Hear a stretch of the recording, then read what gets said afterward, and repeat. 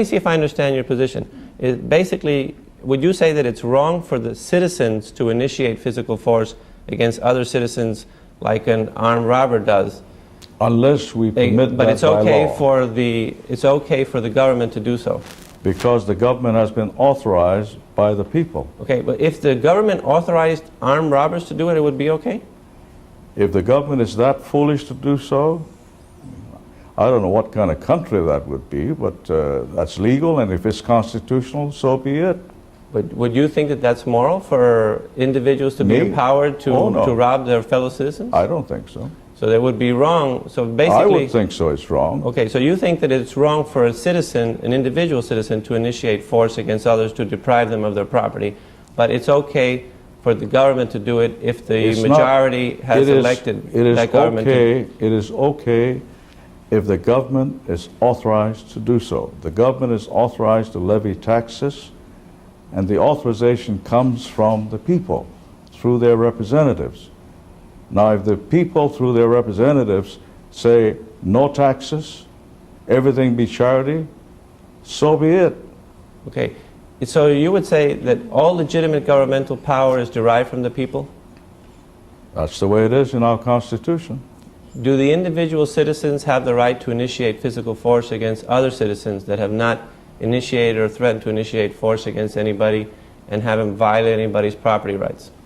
They cannot do that because they are not authorized to do so under the law. So individual citizens don't have that right. If they don't have the right to initiate physical force against other citizens, could they have properly delegated that right to the government? Oh yes, they do so right now. Can you properly delegate a right that you do not have?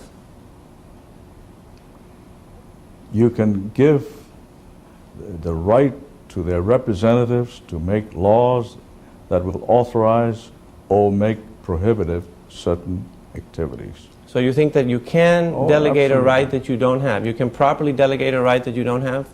You cannot tax your neighbor, but you can authorize me as your senator to vote for a program that will tax your neighbor. Okay, so if you can, you say that a person can properly delegate a right that they do not have, is that correct?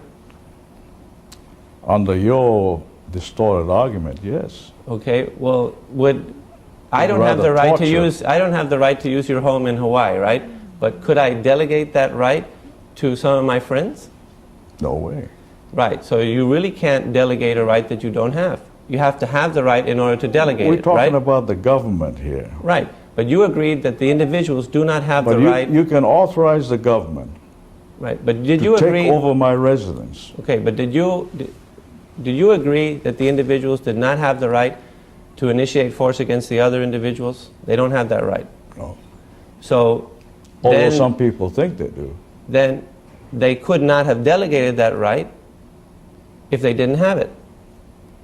They would delegate authority to us, their representatives, to make laws in their best interest. So even if they don't have the right, they can delegate it to somebody else. To make laws that might do that. So then you think that you can actually delegate a right that you do not have. I don't know why you use this tortured route. Well, you know what I'm saying. Well, I'm trying, it's interesting to me how it is that the agent can have more power than the principal. If the principals are the people, and the source comes from the people, and the individuals do not have the right to initiate force against others, I would suppose... As individuals. Well, if they get together, then all of a sudden they have the right? If they authorize the government to do so, yes. Well, if they nobody... authorize the government to enter into a war and kill people, that's a right. Well, where does this right come from if it doesn't come from the people? The people through the Constitution. Well, the Constitution was made by the people, right? That's right. So then, the people are the source of all legitimate power. So if the people did not have the right to initiate physical force against anybody, then I don't know where we're getting. Well, it seems like there's a contradiction there as far as if you say that all legitimate governmental power is derived from the people. You agree that the individual citizens do not have the right to initiate force against other citizens, then it would seem clear that they cannot delegate that right to the government. Why don't we just leave it this way? We disagree.